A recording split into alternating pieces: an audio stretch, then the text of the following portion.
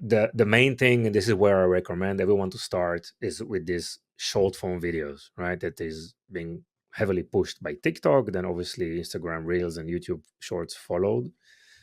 Those videos needs to be like between 30 seconds to probably to 60 seconds, not more than that at the first instance, using the right hook. And what's working is authenticity and consistency. Okay, so no Mm. one cares about how you look, about the background. You need to have like nice lighting, good lighting, probably nice. You can use a very cheap mic and go buy. You can buy on Amazon, right? But it's important that you go out there and start creating content. Now, how do you start? So, Hey there, welcome back to the Built Online podcast, where we talk about all things online business, from e-commerce to digital marketing to building your dream life and your dream business. I'm your host, Cody McGuffie, and if you've been with us for a while, you might remember us as the Etsy Seller Podcast. Well, we're expanding our horizons and transitioning from just talking about Etsy businesses to covering all types of online businesses, because we believe the opportunity is so massive that we should be covering so many unique businesses online. And at EverBee, we believe that everyone deserves the opportunity to pursue their passions, live life on their own terms. And we believe in making e-commerce accessible to everyone in the world, no matter where they are, and be using it to make a positive impact in our families and in our communities. We believe that anyone who truly commits to something, truly pursues it with undeniable force of will, that they will succeed. Let's jump into today's show. Eitan, what's going on, man? How are you? doing great, Cody. How are you? I'm great. Thank you for coming on, man. I really, really appreciate it. I'm really looking forward to this conversation for the past 2 weeks, actually. Yes, I'm. I was also looking forward to it. I was, talking to my team. I said, "Hey, I need to be a guest at Cody's podcast." So when do we do that? So I'm really really happy that we finally been able to achieve that. So Same. Yeah, definitely. It's funny for anybody listening. Eitan and I were trying to do this podcast last week, but we had a power cut and we had to reschedule. So I'm happy that we yeah, got it back on the books. yeah, this thing still happened in 2024, right? So sorry about that. No, I'm happy we're talking. So let's jump into it, man. You have a very unique story, a very interesting story, and I personally am curious about it, and I really want to share that curiosity and let everybody else listen to this too. But at a high level, you can correct me where I'm mistaken, but you're the co-founder and co-CEO of Vimmi. Vimmi is a shoppable video software company that basically enhances your e-commerce business. You also have a podcast. You have a whole bunch of experience in company building, building businesses, a lot of it in the e-commerce space. And I think you're a perfect guest to just kind of like dive in. Can you share anything else about you or that would be interesting for us to know? Yeah, I'm into this video business for the last 2 decades. I started in video when it used to be called broadcast, right? Working with like TV stations and cable companies. Remember those dinosaurs, right? So Mm, today everything is online, everything is internet based, and it wasn't like that on the first days. When I started in the industry, we were busy helping customers doing the transition from analog to digital video, right? wow. And then IP, like the internet, we started experimenting with delivering video over the internet because the internet is like an unmanaged network. The quality of service is not guaranteed, right? And versus satellite or any type of other managed link. And but technology and it helped us overcome a lot of problems. And throughout the years, we saw the convergence of actually media and commerce, right, and internet are like merging together. And suddenly, Netflix launched, and Netflix is all internet based, right? All the viewers are watching online, actually connecting to global content delivery networks, but the video is carried out over internet networks. Yeah, and so I saw the transition of all these video generations, and in the last 4 years, we saw that something that started in China with live shopping. So, like China is this you know, crazy market of just people spending their whole day in front of a camera and just selling stuff, right? Wow. And live shopping is the way for any brand or any company to stream live content to a specific destination. It can be a social network or their own website or all of them together.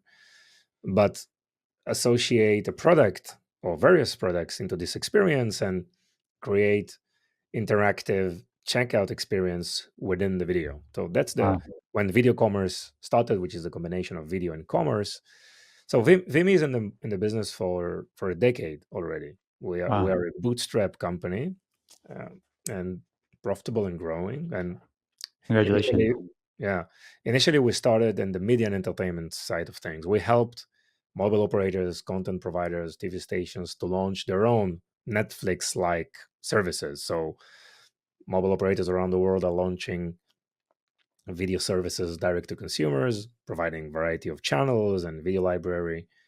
And we've developed the technology to help them manage the video, monetize it, stream it, all the various applications to all the devices.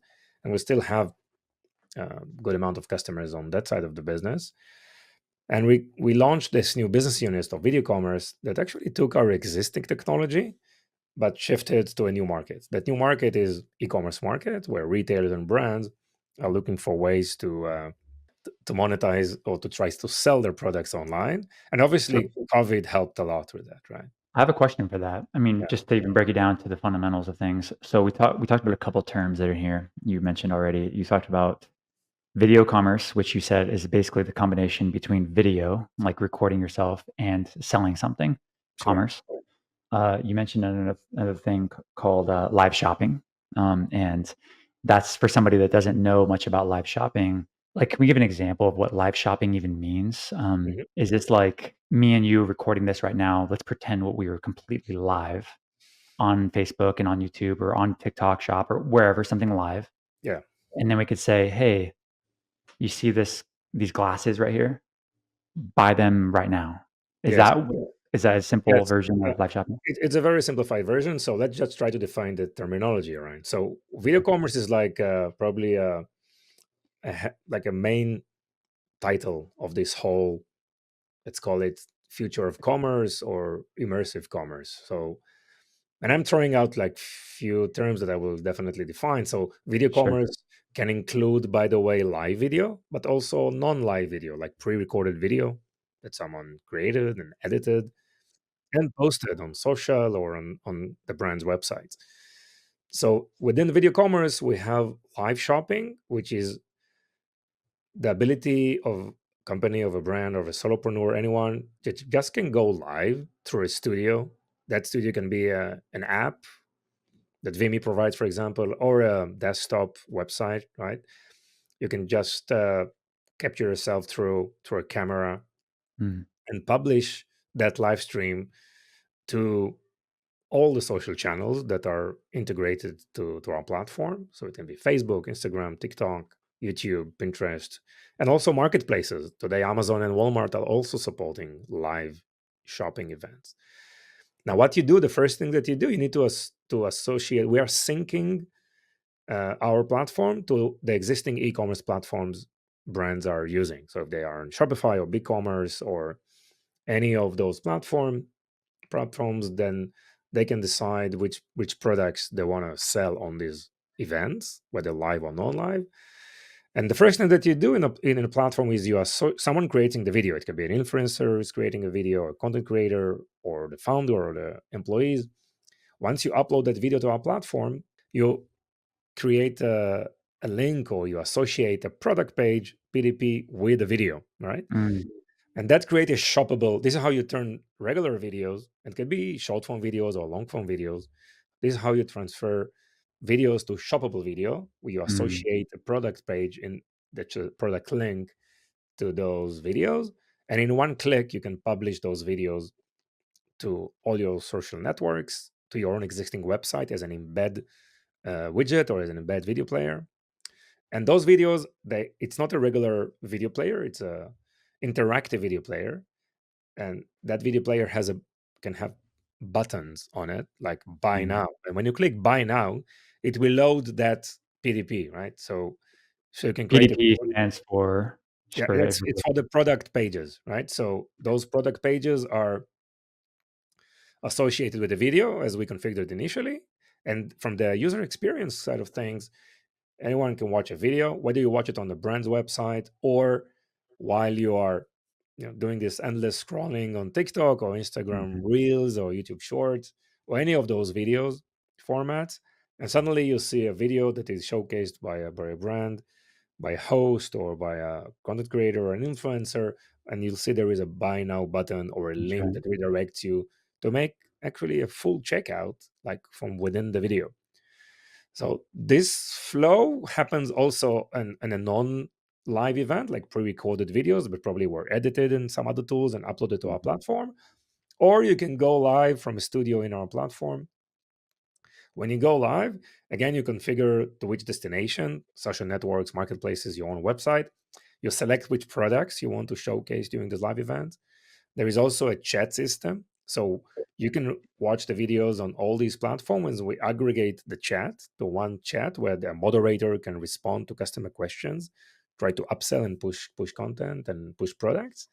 And once you hit go live, you will be presented in on all those platforms.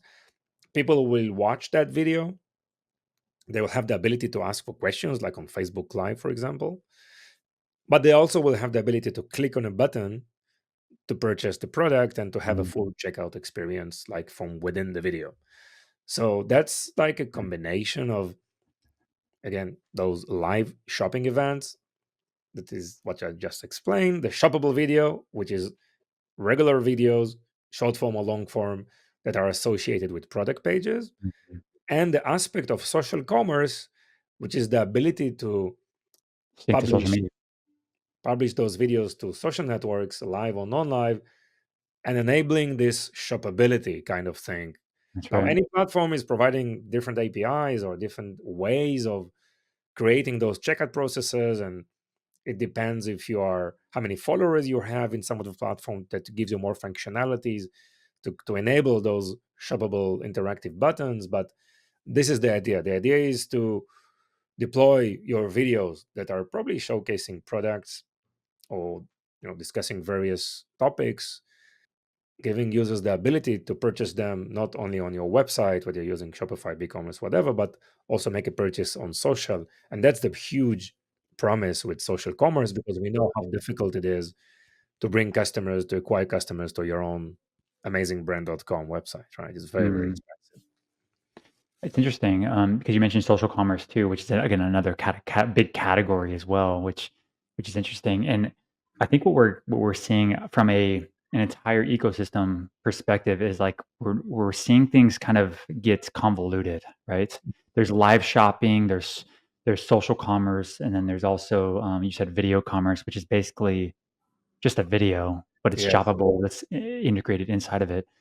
And this is kind of the world of digital commerce nowadays. It's starting to get the lines are starting to get really blurred. It's not blur. like just sell one thing and that's what you do, and it's either Amazon FBA or it is you're shipping yourself. Like, it's not like that anymore. It's so Yes. mixed now. Yes, Agree? agree, correct. And all these, let's call them communities, whether it's a TikTok community or YouTube or Instagram or Pinterest or Twitch or whatever, it's getting more and more complicated to operate all these different destinations or communities. And this is one of the pains that we learned from customers throughout the years, that it's very complicated to manage all these interactions and activities across all these platforms. And this is what we streamlined from, yes, you have your one console syncing with your product, and you enable all these activities through a single platform. That's, I think, Love one of that. the promises of what we do. And you mentioned social commerce, just to give you some ideas, right? So, like 2023, the total volume of social commerce, like people are actually making a purchase on social media networks. It was 1.3 trillion dollars. That's with a Wow. T, right? Now the projection for 2030, 6.2 trillion, right? Wow, 6x. Yeah, 6.2 trillion, 6x. This is about around 13% of the worldwide e-commerce sales, right? Now, interesting is that, for example, in China, like people who the online activities are probably more than 80% of the entire retail GMVs, right? Like gross merchandise value. Versus the US, the online is probably like around 20, 25. 3% of the entire retail. So there is a lot of importance for brick and mortar store, for offline experiences, still in the greatest scope of things. And that omni-channel and multi-channel is something that is very, very important. So omni-channel is how you can create those experiences where this offline and online type of experience, right? How you can, for example, buy online, pick up from store. Okay, that's Hmm. a lot of retailers are experimenting, and that multi-channel is, I mean, you have to be all over the place, right? So if there is a technology that is using, I mean, those platforms, like we are integrating to all these social networks and they are updating their APIs, they're updating all these integration uh, documents like on a weekly basis. So we have a Hmm. like, full team that is just managing, updating, and managing those management or integration protocols like on a daily basis, and it's a really really complicated and very cumbersome for any company. Rest assured, if it's a small or medium-sized brand, they don't have the internal team to manage and Sure. to utilize all these opportunities. And this is why a technology platform can help a lot, in I this think business.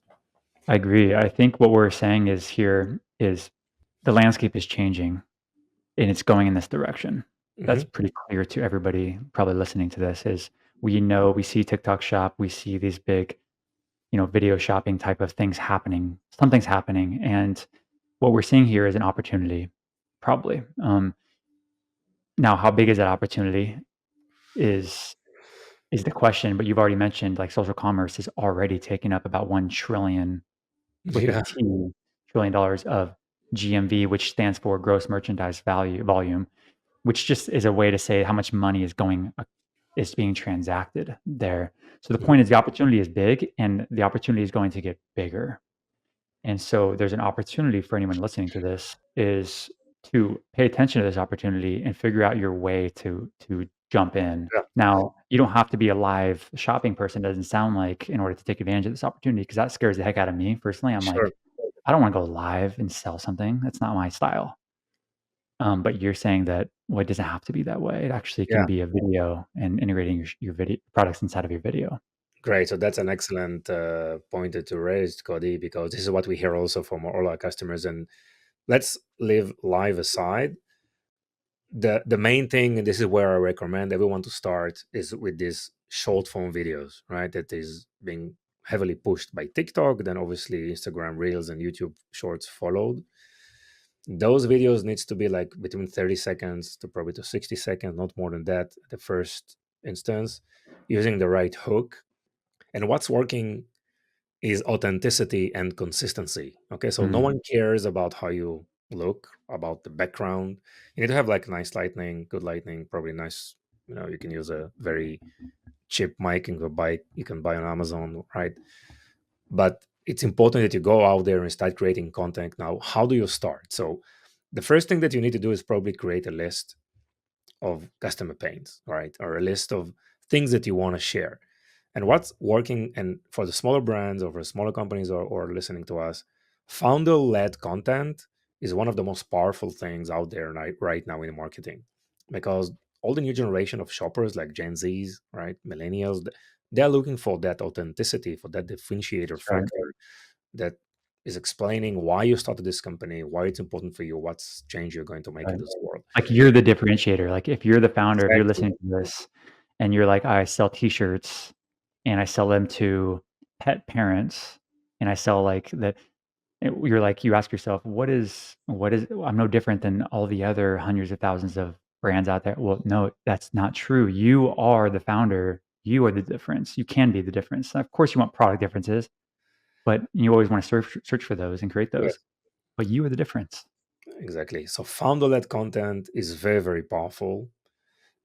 I'm sure you heard the term UGC, which is user-generated content. So this is the event of a brand going to a professional content creator to create some kind of a content piece, right? But what's even more powerful than that is EGC, which is employee-generated content. So Oh, think about a interesting. scenario. It can be even a small company, like two, three people, right? That they are creating content consistently, right? Short form videos. This has a like a snowball effect because viewers will see video from one person working in this company and another person, and they see that it's authentic. This company, and these people are for real. This has a much bigger impact than any celebrity or mega influencer that comes over and share, your content. So this is I think one message I want to clarify, and it's very, very important. The second aspect is what type of content you are going to create, right? So it really depends on where you are in the stage of the marketing funnel. So if we just split the marketing funnel to awareness stage, consideration stage, and decision stage, right? So it's, if no one knows you, and if you're a new company or new brand, or you're just launching a new product line, don't pitch your product. No one knows you, right? So Mm. like we go, in some kind of a offline event or an exhibition, first you talk to people, you build some relationship. People are getting more confident about you. They see you are for real, and Right. they're more open to accept a proposal. So if you're in awareness stage, just provide your story, right, as we talked before, your founder's story. Provide educational content, market information, variety of things that are on the just trending on the macro level. Provide all these value, right? Think about pains customers are having, or gains, and try to create content around that, mentioning the pain, and try to provide a solution for that. So not don't pitch the product, provide a lot of value. This create confidence with potential shoppers, and they will be more open to accept a proposal from you. Now if you're on a consideration stage where people are just evaluating various options, don't be afraid to mention your competition. Okay, I see, Mm. like, in most cases people are afraid to mention competition. Now why you do that? The shoppers today, buyers today, are very, very smart. They Hmm. know who are your competitors, and if you're providing them information about your competitors, you save them a lot of time, and they respect you for that, It's so right? true.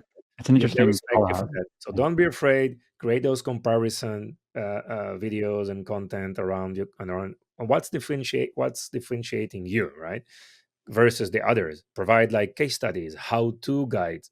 Create this type of content, which starting to direct people to your solution. And when people are like warmed up and they are in a decision mode, just provide this, a lot of information around testimonials, prices, product reviews, and just create that shoppable conversion experiences and opportunities through these shoppable links and clickable buttons to redirect them to a checkout process. Only then you pitch your product. So it's very, very important to follow these steps.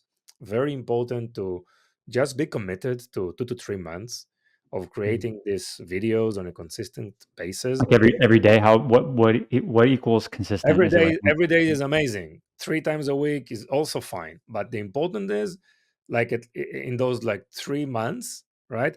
Try to reach to somewhere between 70 to 100 videos, right? Why? Because no one knows what's going to work for you. We work with two brands selling the same product. They are competing with one another. They are serving the same users, but they're using completely different video strategy that is working for them. One mm, is more YouTube long form videos. The one is, more leaning towards short form and live shopping. Why?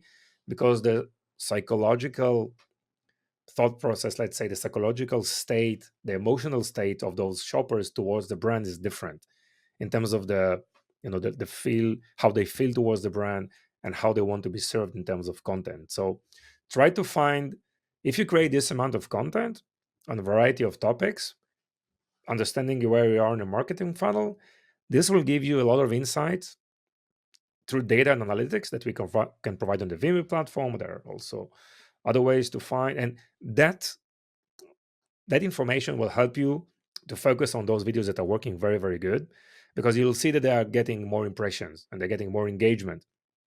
And again, it's all organic. You're not paying to any PPC mhm. agency or anything of that sort. And once I have you a see those, question. sorry, yeah, I have a question with this, and I'm wondering if other people are having this too. What if I'm a founder that doesn't necessarily like to be in front of a video? yeah. What would somebody do there? They know that this is the way to do it, but they just don't want to be that face. Is that can they participate in this movement still?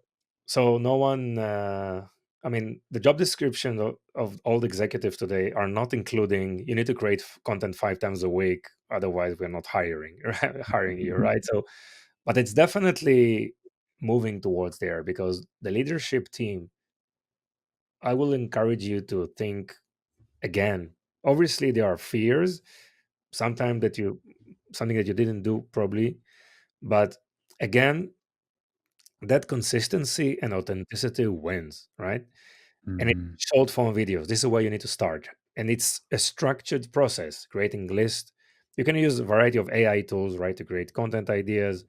You can just type a term on Google and see that people also asked, right, section, and try to ask like variety. There are so many tools out there that can help you with content ideas. But if you're a founder and you know your audience, you can create that on your own, this type of Mm. So ideas. what I'm hearing is the answer to that is yes. It should, like, consider, even if you're a founder and you're scared or you feel like you're not a face for this brand, reconsider, 'cause it your authenticity, your imperfections are the thing that separates you from Yes, your competition.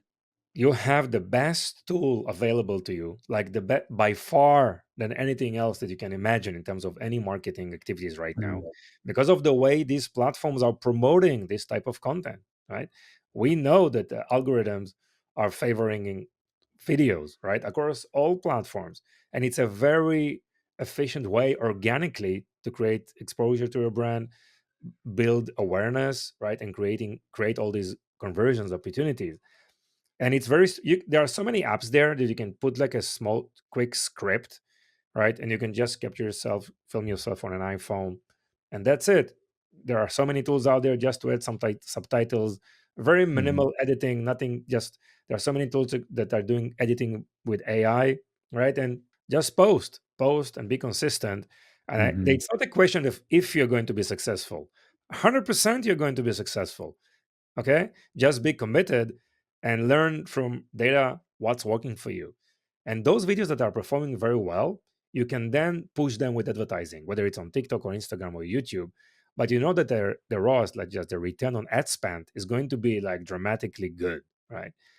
This mm, is just switch everything around, where usually traditional agencies will ask you, the first question that they ask is, what is your budget for advertising? This is the first thing, but it's not enough. It's not working anymore like it used to work mhm. 3 years ago.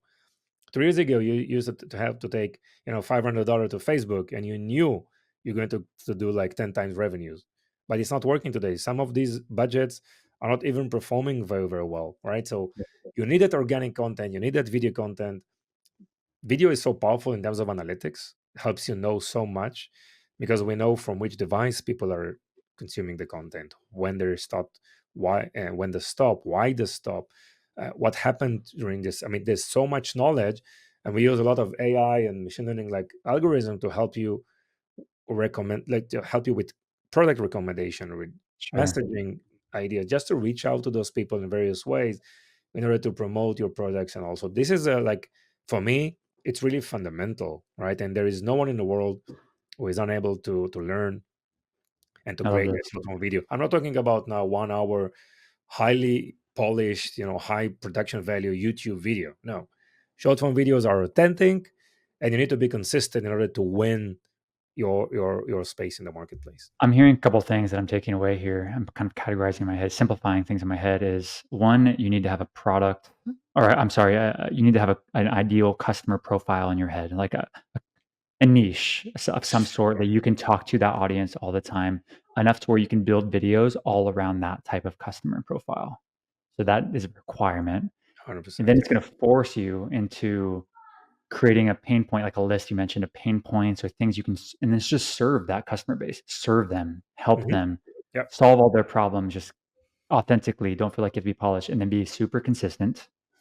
And then make those videos shoppable using tools like Vimmi, and then just keep going, go, and then you'll eventually Exactly. just go and learn, and you'll eventually figure it out, and then you can kind of figure out how to scale from there. Yeah. And, Beautiful. and the interesting thing is that most people that we were insisting, they start creating content, they start to enjoy it at some point of time, right? Mhm. Because it's becoming like I'm spending 5 minutes on creating videos, and some of these videos are getting hundreds of thousands of impressions on. Same. It's Now I know why. At the beginning, the way it works, it's not a linear growth kind of thing, right? Mhm. So you start posting, okay, you're not getting enough feedback, and then one of those videos is just exploding, right? And then you keep going again, it's like a desert, right? Nothing happens. And then another video is exploding, and it happens like every 2 weeks. That's Mm. explosive growth of one of the posts. So Mm. you grow from one successful post or video to the other, but Mm. that just puts you on a completely different level because it just build one stack after the other, right? Where do you recommend somebody post to start with? I mean, which platform? Like, what do you recommend for somebody just barely getting into this thing? Okay, so if you use like technology, you can post on all platforms if you Okay, are the founder, if you are the creator, right? If you're gonna go to the influencer route, just someone else creating the content, and the influencer route is just an influencer who has followers. Those followers are usually in one platform, whether it's a TikTok or Instagram or YouTube, sure. right? And then they will create content. You can send the products to this influencer, product seeding or gifting, it's called, and they can create content and post it on their own network, on their own network, and their own account, right? And that's another way to That's a start. separate topic, probably in detail. We can go deep on that one, but let's Yes, talk about the founder one. So the founder one, on founder the led. one, create a video, use the platform like Vimmi, whatever, to just push those videos across the entire array of platforms Mhm. and see what's working on each one of those platforms. Of course, you need to know what is, as you say, what is your ideal customer profile and where they are spending most of their time. And it really depends on the age, right? So like TikTok is Gen Z's, millennials, right? We know that Meta is more Gen X plus, right? Mhm. So YouTube is like all over, right? So you need to There think just ask the question of, "Hey, where do my customers hang out? Are they exactly. mostly on Facebook or are they mostly on TikTok?" And just focus on that. Just publish everywhere, but focus on that one platform that most of your audience are available. And what does it mean? Just learn the platform, learn how to interact, how to chat, how to provide comments, spend time on this platform, and these are probably the best marketing activities that you can do, right? So I these love days, that. it's working very very good if you're committed. Let's transition into, because of the sake of time, let's go into the last part of the segment of the show of, rapid fire questions. You ready? Yeah, What's your favorite business book? business book. So that's probably is going to be Marketing for Supervillains by Jesse James. It's just providing like 12 different spheres, which are very, very methodological. So you can just differentiate your company, right? If you Mm. follow his process. So according to him, like being different is much better than being better, right? So Mm. just find your differentiating factor. Every company has one, right? And there is a methodology to know how to craft content around these differentiating items and put yourself in a very very unique position. And You're one of probably a the kind. yeah, so that's one I What would highly recommend. what's one thing that you wish that you knew before starting your business? Just knowing more about the market, customer Um, pains, like the real mm, nitty gritty, what's why they're waking up in the middle of the night. So it mm. takes a lot of time to get that knowledge. What's the worst business advice that you've ever received? Hiring sales team too early. Hiring what team? Sales team. Sales team. Sales So, team. okay, so you got the advice of, "Hey, hire your sales team," and you just felt like Yes. you mm, What's I mean, now today I understand that you need to delay hiring sales team as much as you can because you want to focus a lot on that product innovation and get working very closely with customers to refine the product in a certain way that the product sell itself through word of mouth and the network effect. Because sales, they have their ways to close business, even though if the product is not 100% perfect, right? mhm, And from a management level, you don't know exactly if customers are happy, why they chose you because you have an amazing sales guy, or mm, because the product is working to perfection, right? So if you don't have that sales team in the middle between product and customers, you know exactly what's happening and you work a lot on product innovation. That product management piece, which is probably a marketing activity, is very, very important. Once you hit that product market fit in a very, very good way, people knows about you and they recommend your product and you see this effect is happening, then yes, you probably achieved product market fit, you're starting this growth phase, and you need a lot of sales just to execute, right? But they have a great product they can promote. makes sense. How many hours do you work on your business per week? Probably somewhere between 70 to 80. Oh, wow.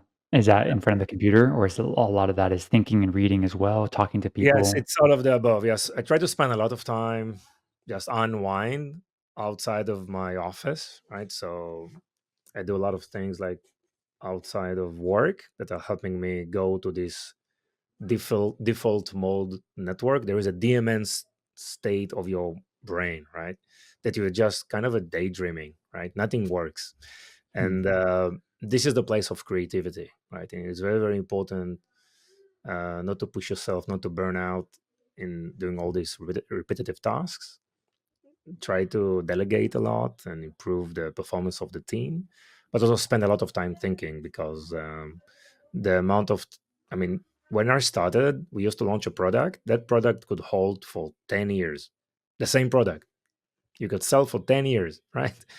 wow, Today, if it's like 18 months, you're lucky because you need to continuously provide innovate. new functionalities, innovate, and that product is probably going to showcase, 15, 18 months from now is completely different than the one we're having right now. So there's Mhm. a lot of thinking involved, a lot of analyzing data, and having this creative mindset, which is very, very good for product management, but also for business ideas. If your family and your friends and your customers had to get together, okay, and they had to write an honest article about you, Eitan, characterizing your traits, talking about you, thinking about you, and describing who you are. But again, you had no influence. You didn't know this. What are the things that they would say? So probably things that I never give up, right? So I will always show up, doesn't matter what. Sometimes you don't know what you're doing things. There is no feedback, there is no results, and we just keep going. That tenacity factor, I think, is very, very important. That's probably on the good things. Um, things that probably on the other side of the spectrum is probably I just sometimes making decision too fast or not going into the details so much. Maybe on too much high level sometimes, and because of this, when once you are on that marketing side and you have to take this strategic decision, for me, I guess it's very difficult to just doing this transition from high level thinking, vision, strategy to bits and pieces, and all the smaller decision that you need to take. And this is something that I am aware of, right? So throughout my career, still trying to work on it. Beautiful. Thank you for that. This has been super fun. Ethan, where can people find you, Vimmy, your podcast? And I'll drop the links for all this stuff below, by the way, for anyone listening, and in the show notes or in the description. But Ethan, maybe where can people find you? Sure. So I post daily all video marketing, video commerce related content on LinkedIn. That's on my personal profile, Eitan Koter. It's EITAN KOTER. Uh, I also host a podcast that is specifically been discussing variety of marketing knowledge and marketing activities for e-commerce. It's called Mastering E-commerce Marketing Podcast. And Vimmi is a website. It's vimmi.net. That's vimmi.net. You can find plenty of information about topics we've been discussing. And you can also open a free for life account that gives you the ability to go live, to create those live shopping events, to create shoppable videos, to connect your social networks and publish content and videos on your social networks and also on your own website with a video embed, which is just copy paste, very easy to integrate. And Cody, for your listeners, anyone who want to upgrade to our paid version, we will provide a coupon code that will be shared on the show notes, which grants your listeners 20% discount from our global pricing. Awesome, man. Thank you for that. I'm sure anyone that is interested in this, they would happily take advantage of that. So thanks for that. Sure. Ethan, this has been great, man. I will again drop all your links below, but I really appreciate you coming on, sharing your time, sharing your valuable experience with us and all everyone listening. It I'm was a excited to have pleasure. you on again. Yeah. Thank you so much. Awesome, Ethan. Talk to you soon. Bye bye.